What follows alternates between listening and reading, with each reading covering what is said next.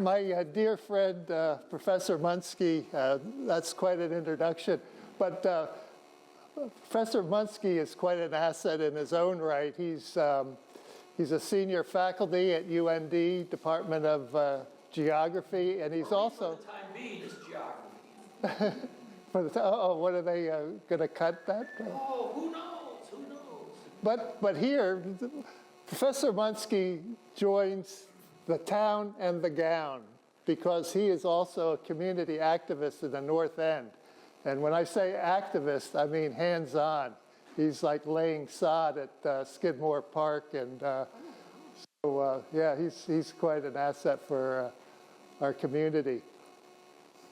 So without further ado, I want to thank everybody for coming today. And so this is a tale of two forests and the Buffalo Commons. So what do those two topics have in common?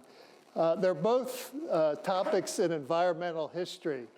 And environmental history is the study of how humans have interacted with their natural surroundings over time. So people impact their environment and their environment impacts them. And I feel that this is particularly relevant for our region here in the Northern Great Plains. So now I'm going to try, see if, oh, good. So it's always good to quote an authority. So I've quoted Bernard Bailyn in history. In historical studies, context is everything. So Bailyn was a well-known historian, 20th century, so he's my authority. And the context that we're going to talk about is forests are primeval, plains are problematic. So what do we mean by that? Primeval. So how far back do you want to go? I'm just going to go back to merry old England. And merry old England was deciduous, temperate deciduous forest. That was the ecosystem that England was. Of course, over the centuries, many of these forests were removed, but that's the de facto ecosystem. So when the colonists sailed into Massachusetts Bay, they found an environment that wasn't all that different from what they had left. Southern coastal New England, temperate forests, mainly deciduous or mixed. So thus they were able pretty much to replicate their agricultural regime. And that made all the difference. They were literally able to make a New England in Massachusetts. And so it was as they moved west and south, temperate forests down Pennsylvania and Middle Atlantic over to the Ohio country after the Revolution.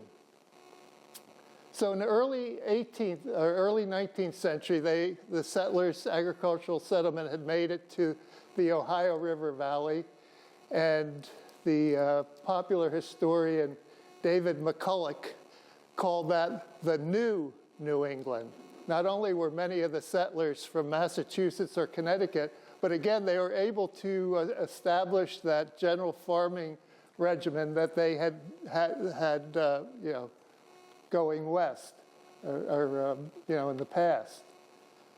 And so it was, through the Corn Belt. Incidentally, McCulloch reproduces some of the settlers' letters back home where they're just gushing about these huge trees in the Ohio River Valley. And the Ohio River Valley is noted for their huge hardwoods, big oaks, maples, sycamores. And the early 19th century, the common wisdom was big trees, fertile soil, scraggly small trees, infertile soil, no trees, desert.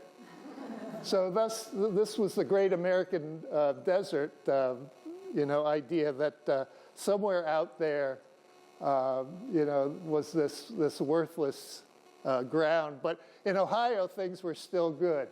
And moving west through the what is now the Corn Belt, the I-states, the prairies started to appear, but there were still plenty of woods. There were enough woods in Illinois for Honest Abe to be the rail splitter. So forest, I mean, some people say, well, maybe primates, didn't they evolve in trees? Or at least around trees. So forests were the ecosystem that Western civilization could operate in. But plains are problematic. How so? Well, one is psychological. As I say, the forests, trees are shelter, whether it's from the sun, wind, rain. When you're out in the field of grass, people feel exposed. And you hear tales of early homesteaders being driven mad by the solitude and the featureless landscapes. People that were used to having hills and forests and having their native village, all of a sudden, they were, exposed. So partly it was psychological, but there were practical things too. Trees, where your building materials for houses, barns, fences, everything requires wood. And when transportation is difficult and wood is bulky and heavy, it's a real problem. But the third thing was the horsemen. And the plains have always been the realm of the mounted warriors. And the farmer, he's stationary. He has to defend this plot of land. He's got a lot invested in this. He can't move. The horsemen, nomadic, semi-nomadic, they can come and go. So we see this exact same phenomenon a century and a half earlier in the steppes of Europe. The Russian peasants moving east were stopped in their agricultural settlement by first the Tatars and then the Kazakhs. These mounted warriors that made agricultural settlement very difficult. So the plains represented a problem. So two men that realized that the West was going to be different were John Wesley Powell and Walter Prescott Webb. Now, Powell was quite a character, a soldier, an explorer, a professor, a geologist, a surveyor. He lost his right arm in the Battle of Shiloh in 1862, but it didn't slow him down much. After the war, he explored the West. And in a funny, it's ironic, in the early 19th century, the West, the plains were the great American desert. But after the Civil War, there was some irrational exuberance in that, well, maybe rain will follow the plow. But Powell was one of those who, shall we say, rained on that parade. And he said, no, the basic feature of the West is going to be a lack of water. And there's no getting around that. Walter Prescott Webb was a historian who put this into historical terms. And he said in his 1931 book, The Great Plains, A Study in Institutions and Environment. He said, the 98th meridian separates vegetation of the East and the West. So that dotted line there is his 98th meridian. That's basically the tree line.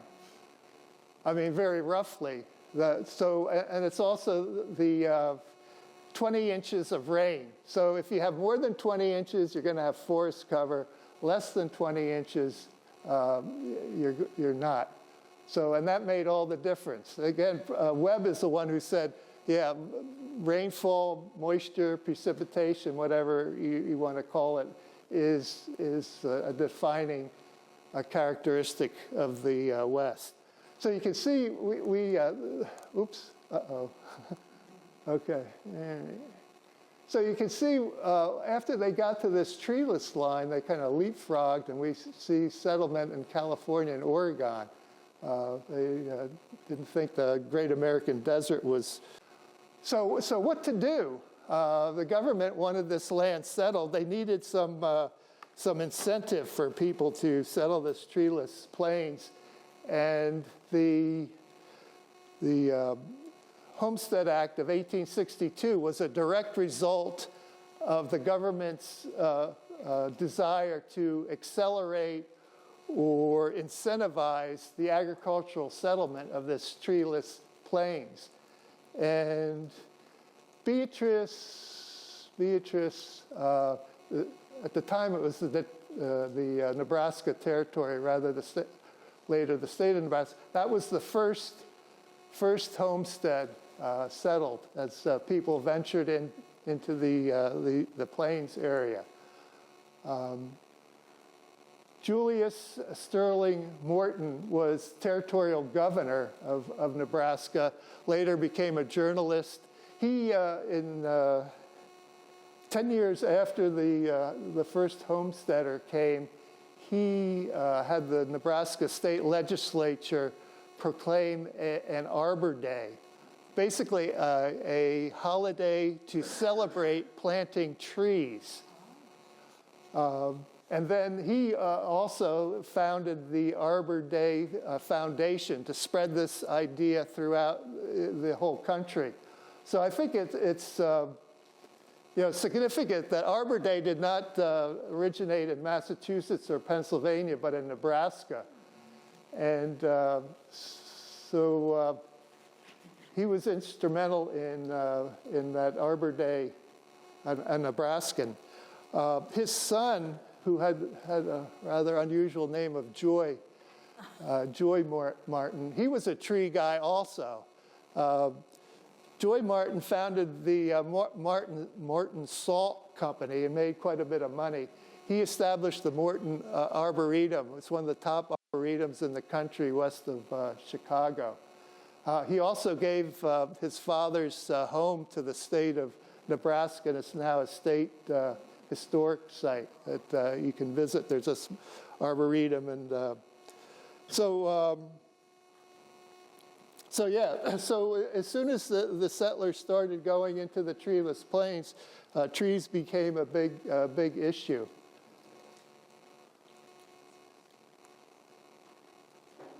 So the year later, 1872, we have the Arbor Day celebration. The next year, the Congress passes the Timber Culture Act, which it was kind of a corollary to the Homestead Act. You could get title to 160 acres by planting at least 10 acres of trees. Our very own Fannie Mahood Heath had a tree claim west of town here. So Fannie Mahood was born in Fillmore County, which is way back in the Bluffs country of Minnesota, southeastern Minnesota. But her family moved to Grand Forks in 1880. In 1881, at the tender age of 17, she married Frank Heath, and they homesteaded about 5 miles west of town. Apparently, and I'm just speculating here, apparently all the good land had already been taken close to town by 1881, because they kept saying that their homestead was rather alkaline. But anyway, Fannie started planting trees as windbreaks. Apparently, she wasn't too particular about what kind of trees she planted. I hear a lot of them were box elder and willows. Huh? Cottonwoods were probably in there also. But it's ironic. Carrie Knutson was here just yesterday talking about trees, actually weeds of North Dakota, and she mentioned the box elder is one of the weeds that are a problem. But anyway, Fanny Heath got a timber claim along with her husband. She later went on to become she was the foremost horticulturalist in the northern Great Plains. But first she had to get these windbreaks going. She was a founding member of the National Horticultural Society and served as vice president of that organization. So she's a local connection to the tree claims. So there's at least one tree claim still extant in North Dakota. It's called the Nor'wester Grove. And I visited it in June. My sister was visiting out of town when I was doing a little research for this presentation, and she took this picture with her phone and then sent it to me as an email. For a guy, for a Luddite like myself, that's really something. But anyway, so we drove out to this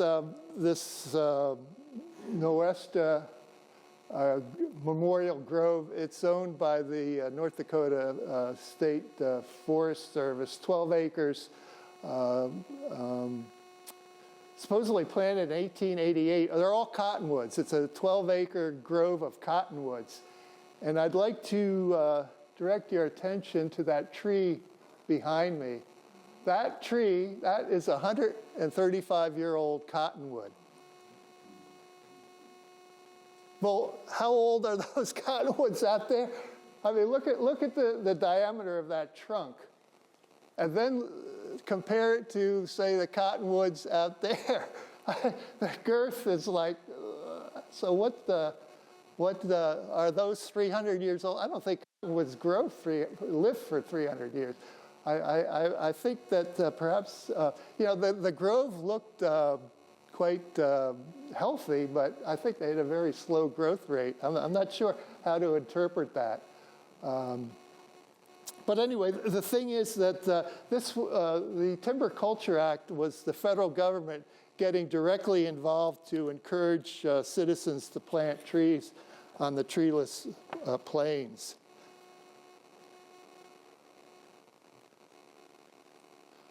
So here's my main man, Charles Edwin Bessey. He was a remarkable person. Bessey, he was born in Ohio.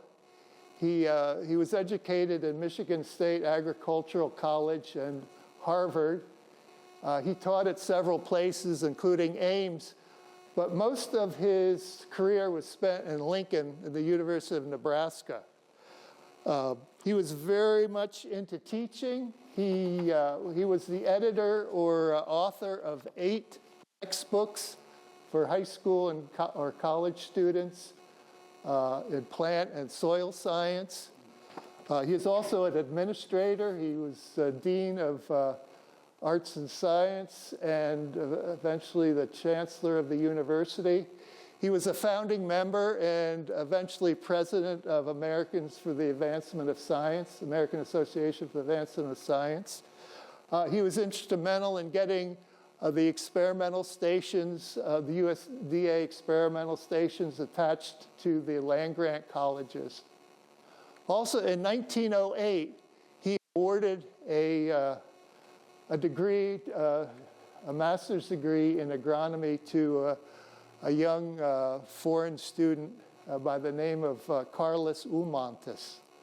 Now, Carlis was from the province of Latvia, then in the Tsarist Russian Empire.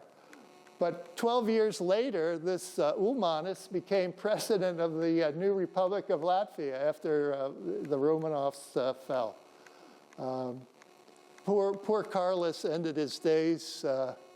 He died in 1942 in a Soviet prison camp.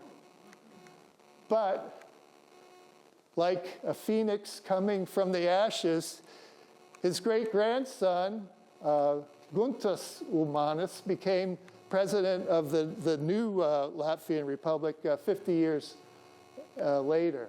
So the Guntas Ulmanis was president when I was in Latvia between 93 and 95.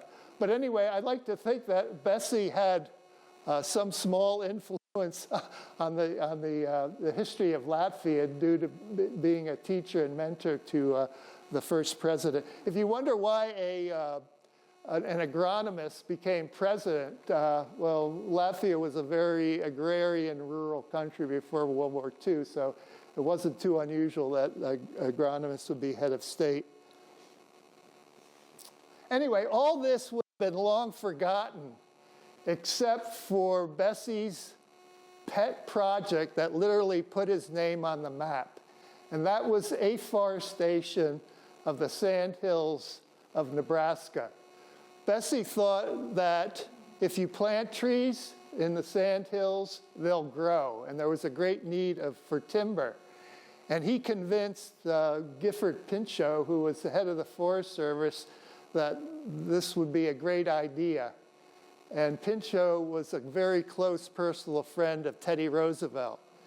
And due to the Timber Reserve Act of 1891, by executive action, Roosevelt designated 140,000 acres, treeless acres, as Nebraska Timber Reserve.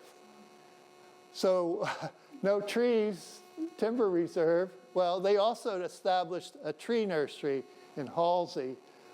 So the idea was that the nursery would produce seedlings. They plant these trees in the sand hills, and eventually they would be a timber industry in this area that needed it. So what happened? Let's see. This is. Let's see.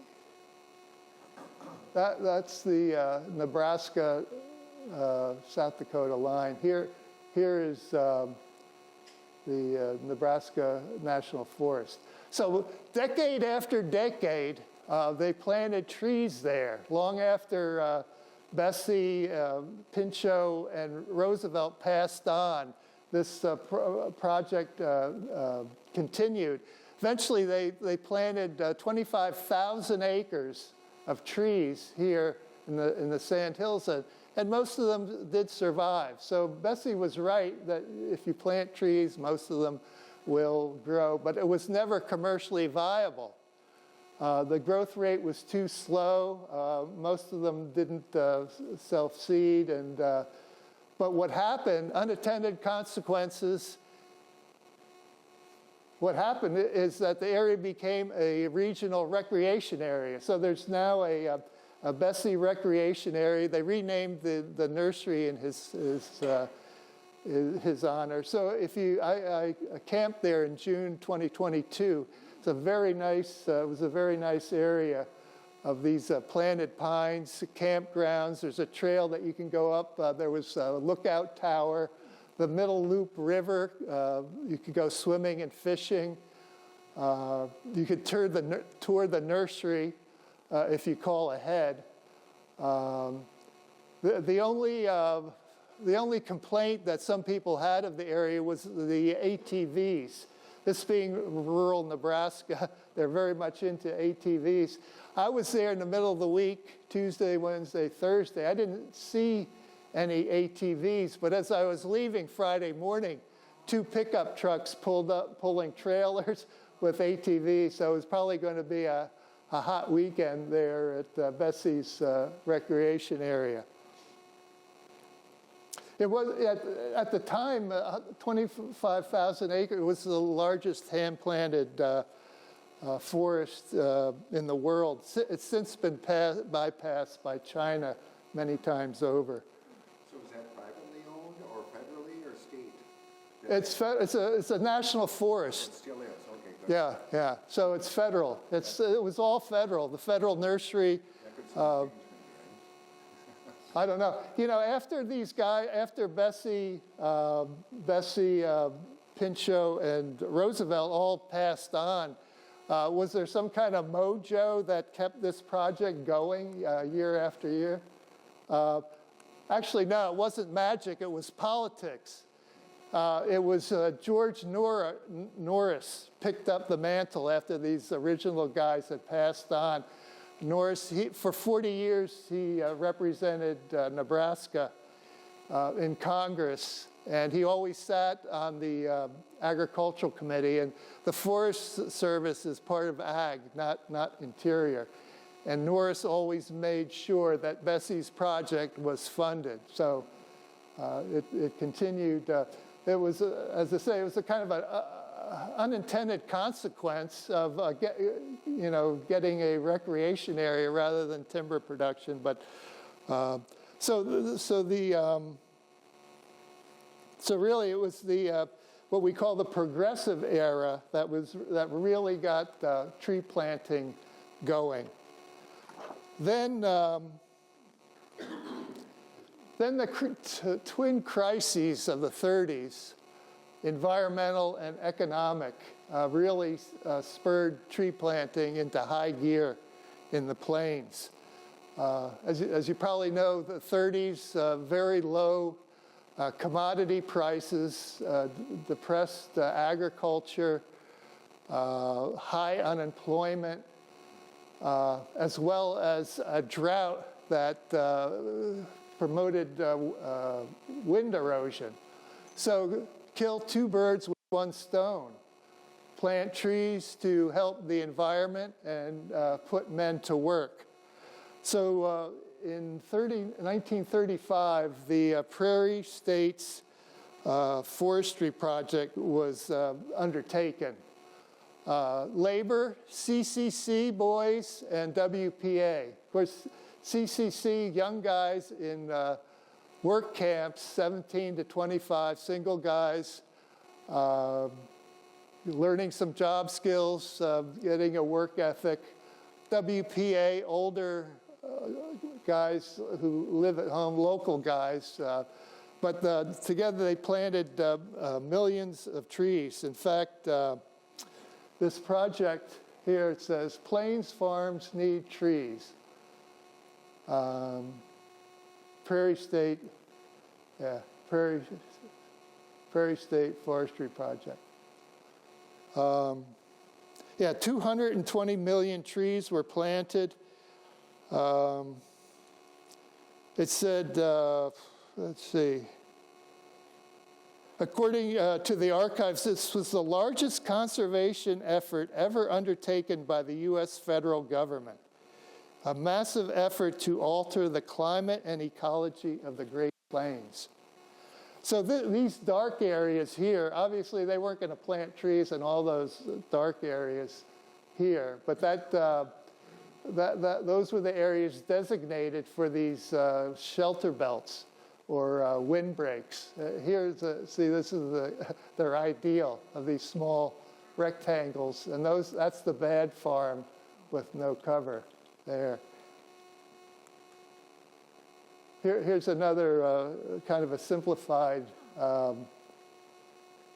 that was the area covered by the Prairie States Forestry Project. So one of the projects was the Souris National Forest here in North Dakota.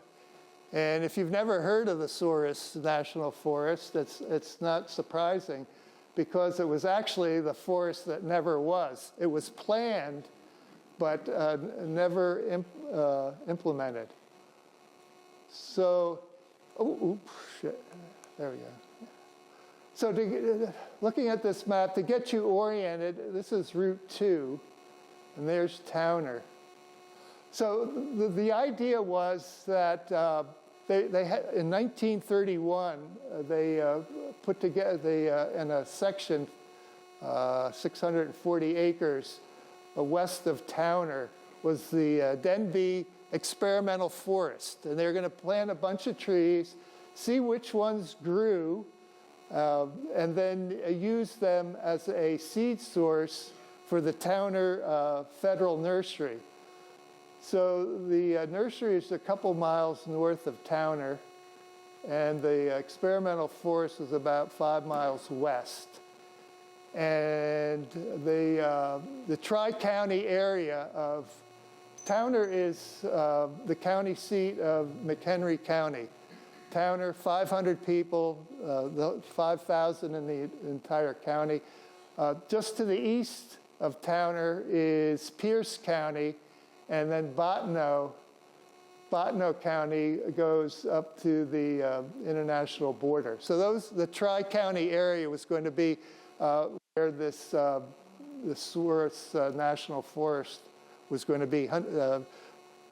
Maybe hundreds of thousands of acres planted. I don't know. As I say, it was on paper, but it was never executed because there was no equivalent in North Dakota of Charles Edwin Bessie to push this idea forward. So the remnants are still there. I mean, you can still see the Denbigh Forest is still owned by the U.S. Forest Service. The nursery is still there, but it's under state ownership now. So what happened? Of course, it was shelved, and then Pearl Harbor happened.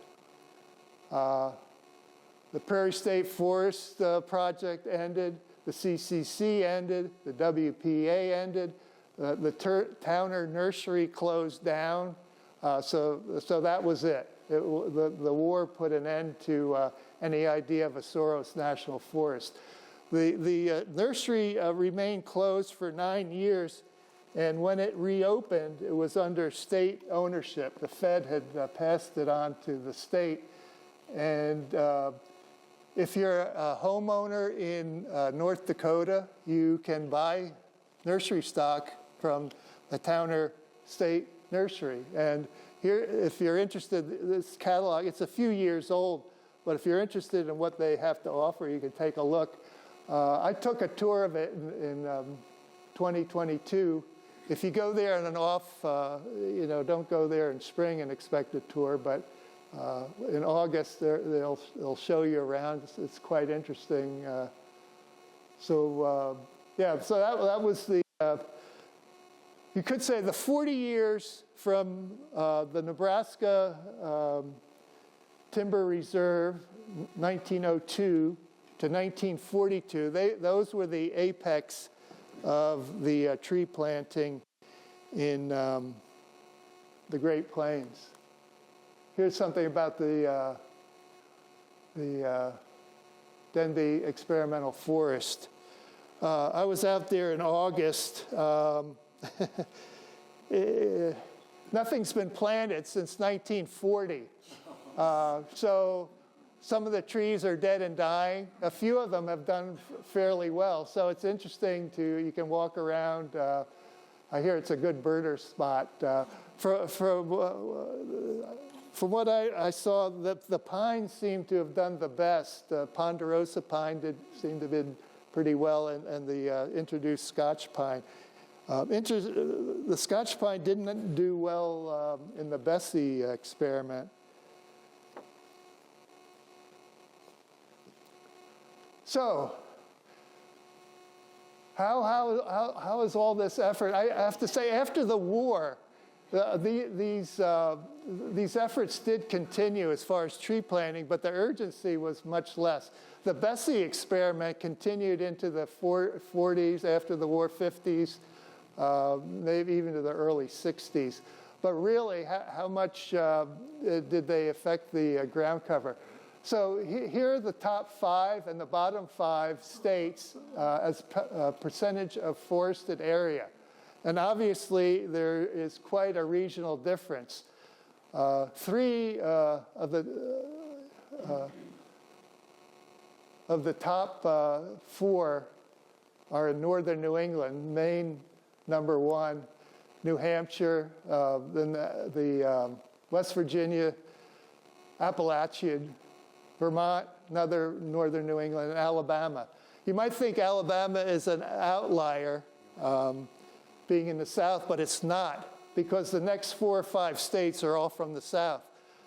So Alabama is a place where Bessie's pine plantations actually work. Why? Well, Alabama has 2 to 3 times the precipitation of the Sand Hills and a lot longer growing season. Mobile has more rain than Seattle, so that works there. On the other hand, well, we're number 1, or rather, we're the last with less than 2% forest. Despite all the efforts in Nebraska, they're second to the last. South Dakota a little bit more because of the Black Hills. But when you think about the forested state, I mean the desert states of, say, Utah, New Mexico, Arizona, they all have 20 to 30% forest cover. So you can see that our region is really unique in the lack of forested area.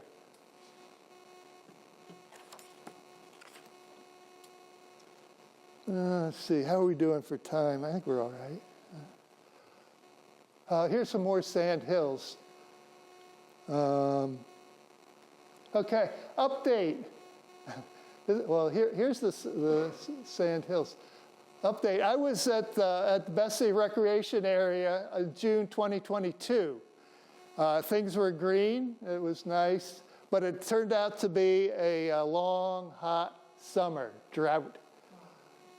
Sunday, October 1st, 2022, a couple of ATVs riding in the eastern part of the forest.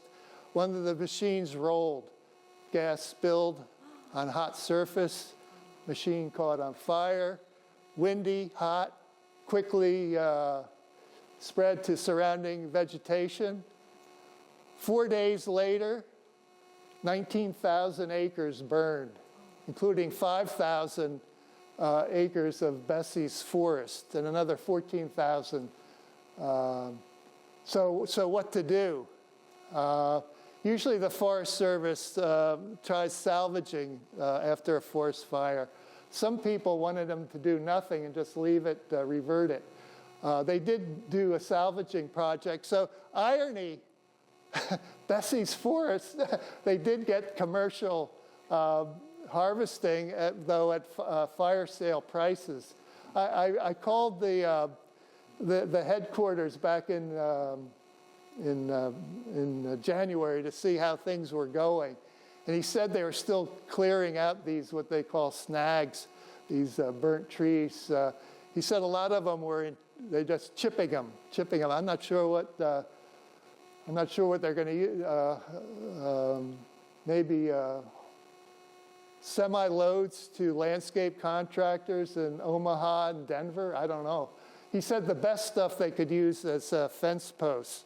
So anyway, in an irony twist of history, Bessie did get his timber production out of the sand hills, though not the way he wanted. The fire, the lookout tower that I climbed up in June was burnt.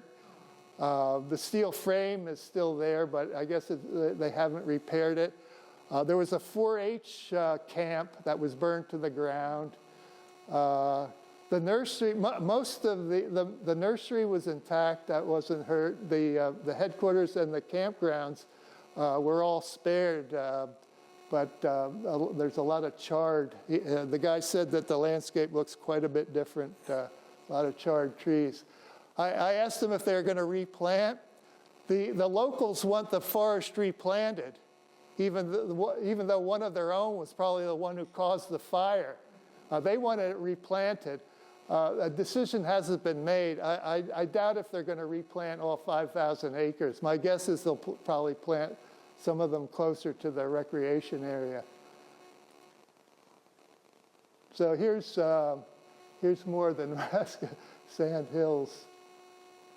Oh, reconsidering cedar. Yeah, and another irony of history. Woody plant encroachment. They found the planting, that one of the best trees that grew in the sand hills was the eastern red cedar, which is not a cedar at all. It's Juniperus virginiana, a juniper. Not a problem back east. The Virginiana is called Virginiana because it was one of the first trees that the colonists saw when they landed.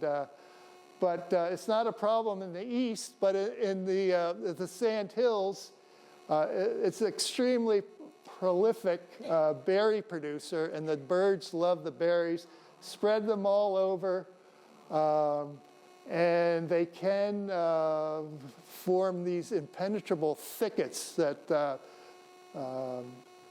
choke out all other vegetation. So now they're cutting down and burning up more trees in the sandhills today than they are planting. So kind of an irony of history.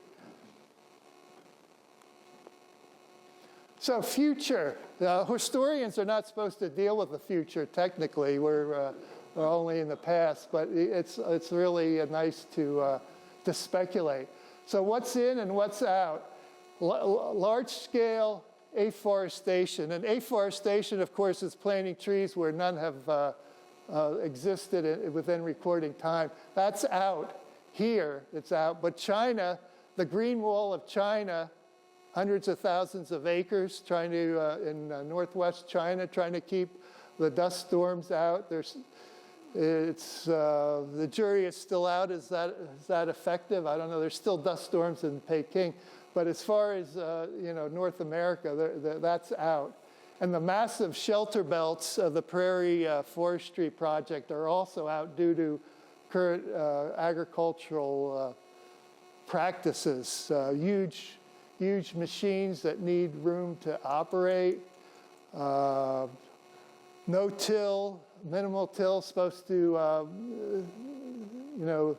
mitigate erosion and pivot. I've heard pivot irrigation doesn't fit into these shelter belts either. It's kind of a round peg in a square hole.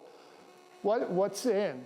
So urban forestry, sometimes called community forestry. People love trees, still love trees. Trees add value to any community. Recreational forestry, that's a category I made up. But you still see them planting trees in state and national parks, but it's near recreation areas. Agroforestry, windbreaks, still planting windbreaks, but they're sited to protect buildings and livestock. And ranchers will tell you that they're absolutely sure that windbreaks have saved the lives of their cattle during winter storms. So, in fact, the North Dakota Forest Service has $900,000 in grants for renovating windbreaks. But I'm sure more of them, they're aging out, and more of them are coming down than are being planted. So to wind this all up, summary and conclusion, environmental dialectic. Probably remember maybe Hegel's dialectic. This is an environmental dialectic. Thesis, treeless prairies. Antithesis, massive afforestation projects of the Progressive Era and New Deal. Synthesis, our present situation where we appreciate both the grasslands and forests. I'm not saying that our present situation is ideal, but it is what we have. So at this point, I'm going to turn it over to the good professor who's going to talk.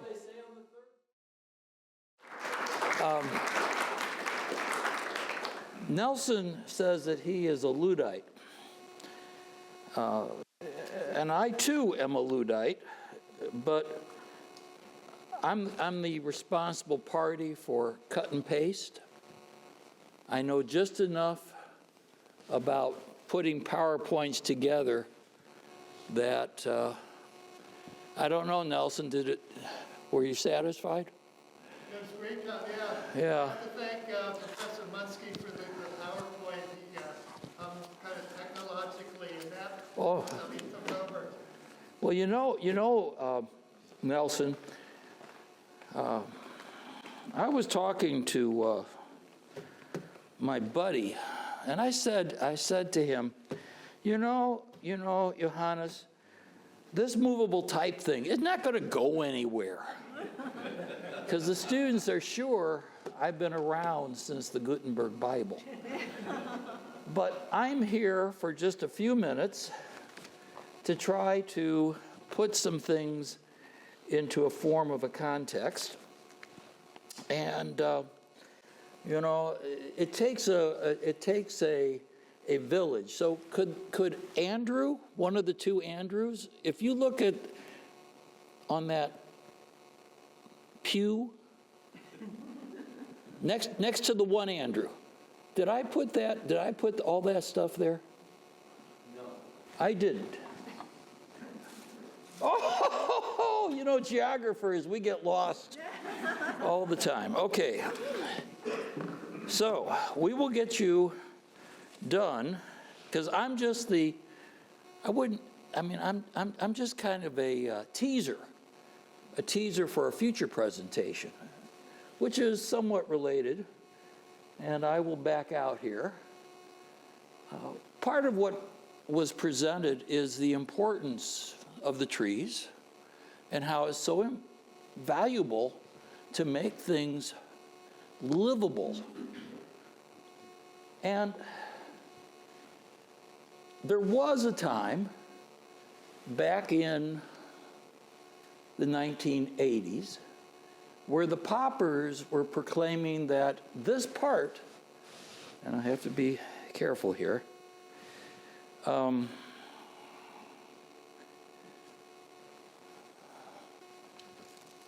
okay, I don't do well with technology. In fact, I kind of like, Does that resemble? That's the. Oh yeah. Oh. Hang on. I know you're a smarty too. He's a double smarty. Okay. Whoa. Okay. So you said go like that? Oh yeah. Okay. Does that resemble something you've seen with what Nelson was presenting? Yeah. Is the treeless plains. And the poppers, who come from New Jersey, Rutgers University, suggested that the best solution to the problems of the plains was to simply let it revert to grassland and to encourage the return of the bison. Please do not say buffalo. In fact, that whole story about why is the buffalo called a buffalo when it's not a buffalo is because of the Spanish in the southern plains. The closest animal they could identify as resembling what we now refer to officially as the bison was the water buffalo. And there are wood bison called the Wizant in the Pripyat marshes of Poland. There is a wood bison that was very important in the period of what was being presented by my colleague about the period of the expansion into the Ohio River Valley, because the bison knew where the salt licks were. The Indian tribes followed the bison to hunt them, and in turn, the colonial settlers followed those trails. But that's another story for another time.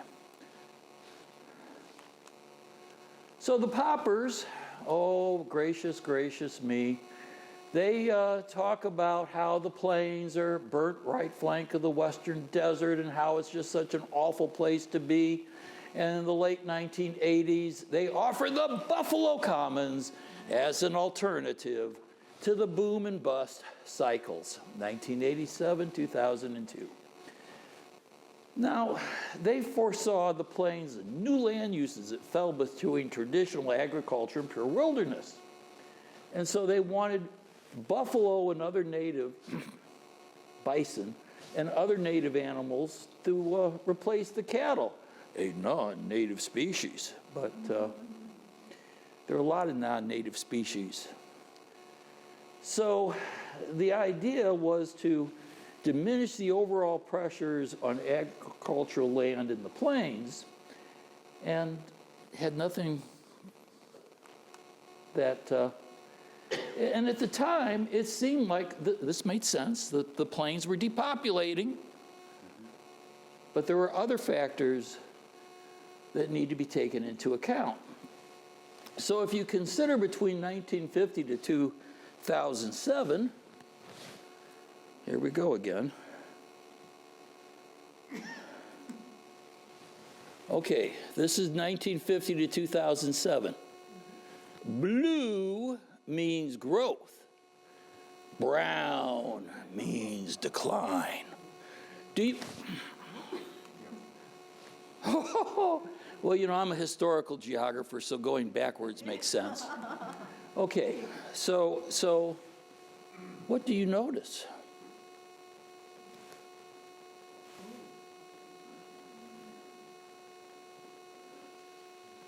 And then the numeric change, not just percentage, but numeric. Green is good. Purple is poor. But you know, were the poppers right? This particular map gives you a sense that they forgot something very important about studying the physical geography of the Great Plains region. This is a land, and I'm not a geologist, even though my classes are very, very rocky.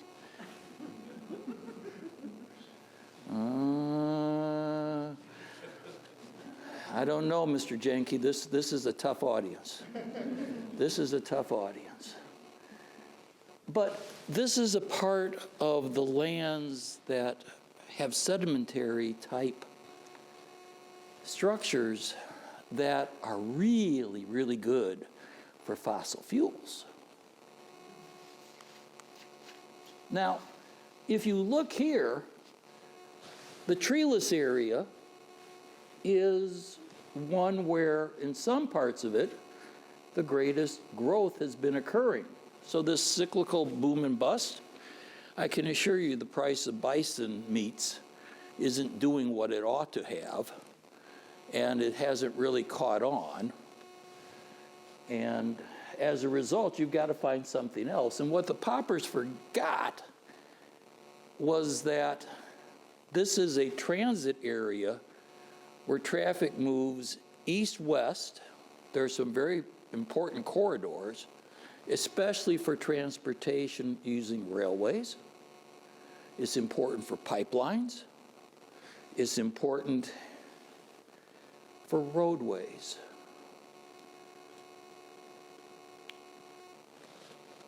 So if you look, if it's white, it peaked in 1910. If it's the light blue, if it's the light blue, it peaked in 1930. Looks a little awkward. In 1940, 18 counties, but in 2019, just before the 2020 census, where was the peak? But you also notice something else. Bismarck, Rapid City, Billings, Great Falls. These are urban centers.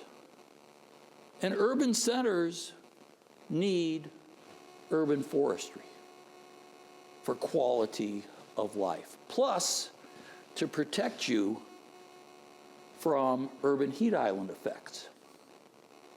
Trees are natural coolants.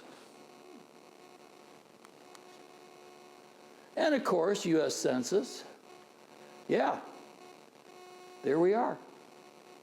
cattle, oil.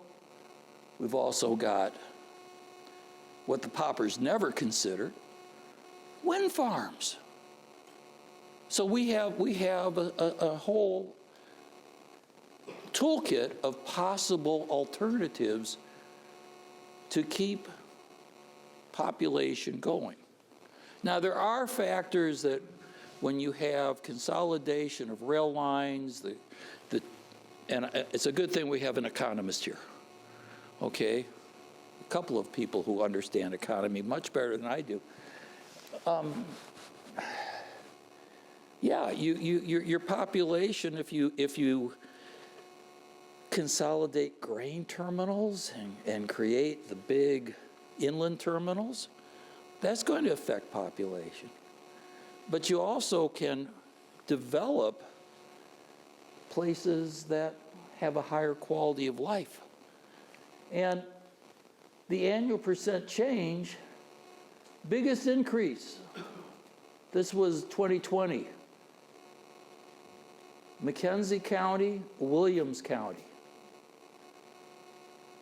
And what I'm trying to pursue here with you all is there is a delicious irony to this map that had I been, I'm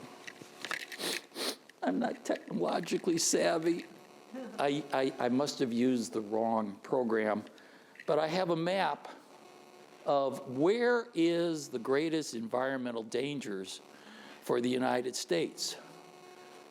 Climate, flooding, okay? And then where are most Americans moving to? The same places, which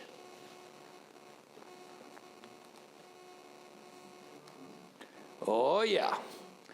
So like I said, I'm just here for, well, the students are expecting it.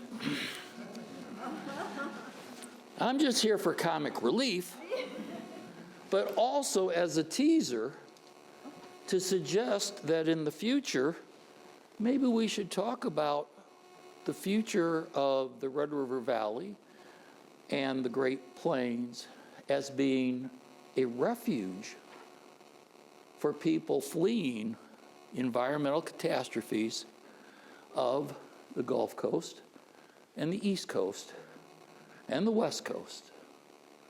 Because I'm sure glad I bought my land now, because when those Californians start streaming in, it's going to be real interesting. Oh, yes. Oh, you did it right. She didn't. Here I thought. Did I say she's a triple smarty. She's a triple smarty. Oh, yes, look at this. Yes. The darker the black, the more you're vulnerable. North Dakota, Grand Forks, nationally, we're in the percentile of only 8th, which is pretty good. But you notice we're 139 out of 205 in North Dakota, and that is because of what's out there beyond the flood wall. Okay, that's our biggest danger, flooding, which could be another topic. In fact, students are sure I was here for, I tell the students I was here for the flood in '97, and I have to elaborate that, no, the 2000, excuse me, let me go back. The flood of '97 I'm referring to is the flood of 1997.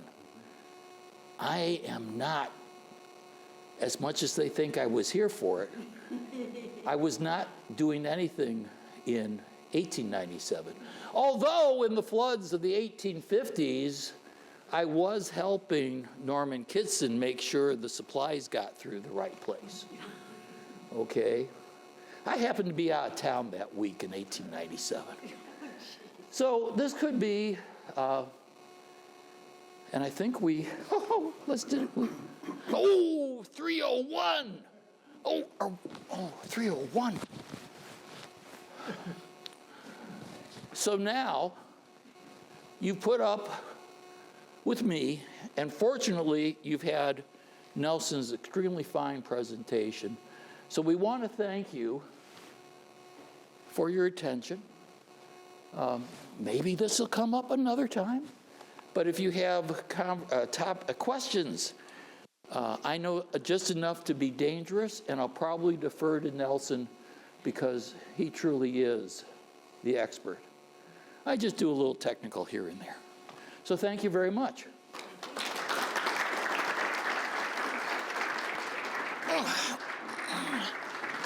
Okay.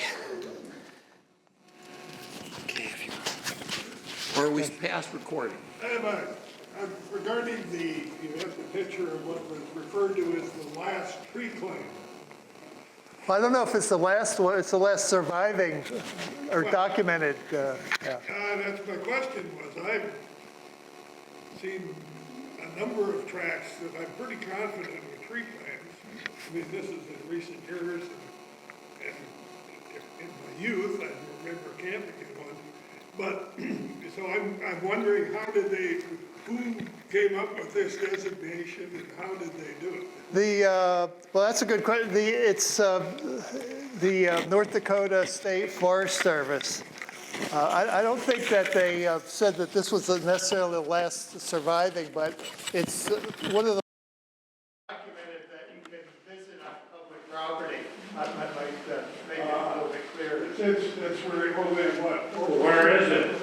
It's Pembina County, County Road 11, Pembina County. It's not far from here. In fact, they even have their own exit off I-29. So drive up 29 to southern Pembina County and go west on County Road 11. Dr. Goodell may have some insight to this because he is a farmer. 40 acres, but under the Homestead Act, a tree claim was 10. Right. And there's a tree claim within a mile and a half of our farm in Bottom County. And it's still pretty much intact because it takes a small portion to doze those down, or the dozing down the shelter mills. But the tree claims are so huge. So what condition are the trees in? Well, you know, obviously they're old and they haven't been taken care of, but it's very dense. People try to hunt deer in there, and you have to be the low man of the totem pole that be selected to go through the shelter belt. Yeah. It's tough. They're very dense. I think Dr. Eisminger may have some insight on this because of the way Timber Culture Act tree claims were abused, used for speculation, never fulfilled. Dr. Eisminger? He's right. A tree claim was 10 acres. And at the end of 10 years, you had to have so many of the trees still growing. You're right. There's a rest stop between Bismarck and Fargo on the south side of the road. And it's one of the smartest ones that's ever done because it serves both east and west. And it is located on a tree claim. And a good many of those trees are still there. And one of the rest stops on Highway 29, just north of Sioux Falls, South Dakota, that's also a tree claim. And many of those are still around. The trees are in pretty good shape still? Yeah. And when I was a kid, went to grade school, there were WPA workers right alongside of our country school, and they were working on that idea of President Roosevelt, that long tree claim wall, or that long shelter belt over several states. And many of those trees are still alive. Sir. Yeah, there's a tree claim on the section that I live on, in that. Okay, so there are a lot of, what shape are the trees in? Well, they're all cottonwoods and they're in great shape, most of the time, and they're wide in space. So I guess the Northwestern Grove is just a public example of the tree claim that people can look at. I was surprised that the trees look good shape, but I thought the growth rate was extremely low. They're slow. Yeah. I grew up kind of confusing tree claims with shelter belts and windbreaks. And when I acquired my grandfather's place in 1999 outside of Thompson, I was able to read the abstract because I grew up for over 60 years hearing that it was the Homestead Act, and therefore it had to be a tree claim. And all those trees that are 100-year-old, huge cottonwoods, things like that. When I read the abstract, the first owner actually purchased it from the federal government. So I don't know why it had this grove of trees that obviously was not a Homestead Act tree claim. So I think there's confusion about old shelter belts compared to a tree claim as a homestead. So you got 160 acres, a quarter section, 10 of them had to be planted with trees. So, and that was additional to 160 you could get from the regular Homestead Act. So you could get 320 if you planted right. And with the students who are here, who are going to be getting they're triple bonus points. And because it's spring break,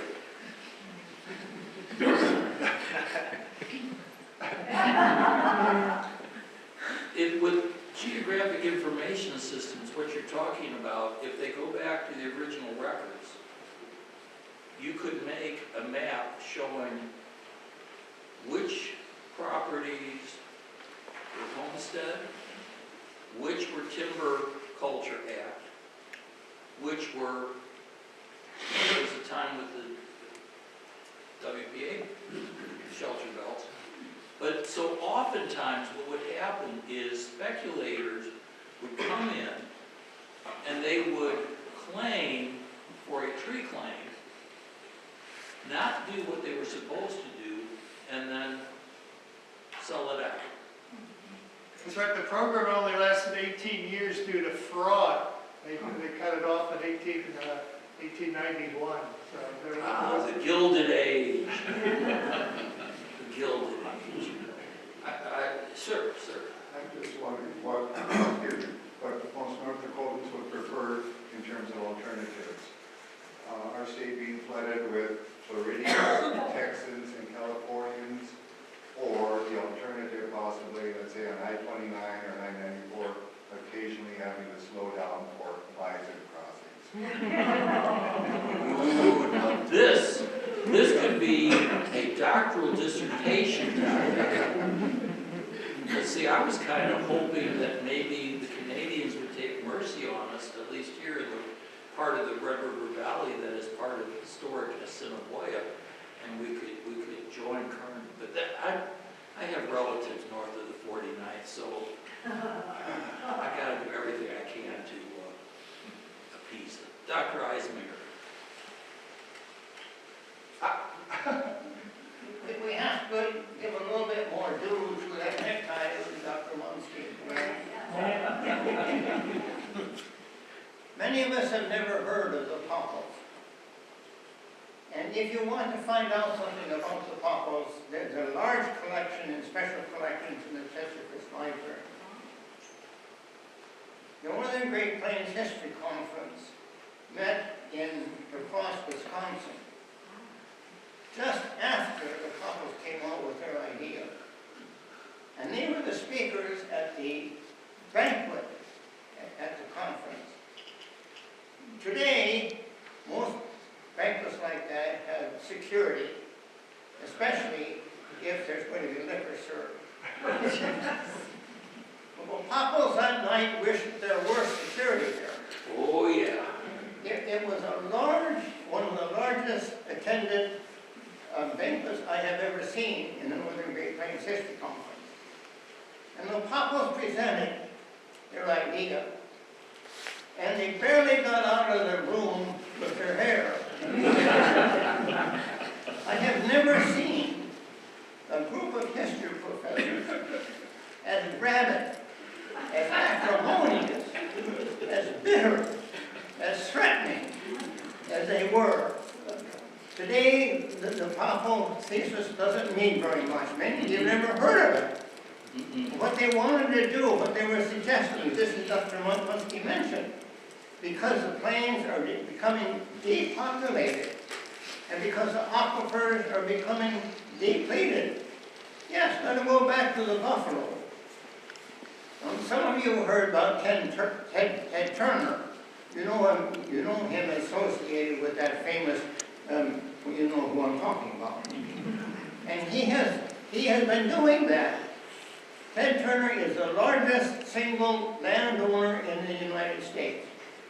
He has a good deal of Montana, and he has some in the southwestern part of the United States. And it is populated with buffalo. And he has the largest buffalo herd in the United States, and it is pure buffalo. There's no cattle blood in them at all. They are buffalo. And so today, we don't even hear about the Papas anymore. If Dr. Munski wouldn't have been wearing that tie, you wouldn't know what you're talking about.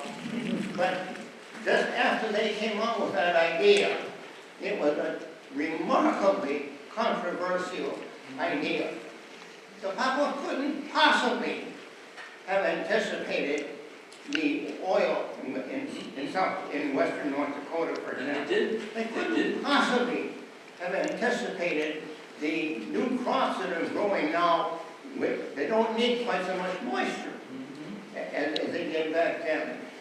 But at the time they came out with that, it was a terribly controversial, debatable topic.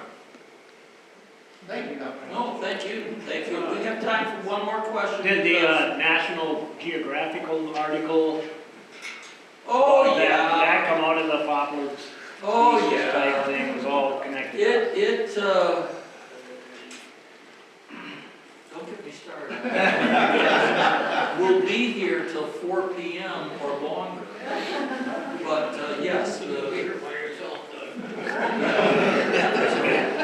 we do want to thank you very much. I'm very indebted to Nelson because I just did a little technology and kind of does a teaser here because, wait, we got to look back. Go forward.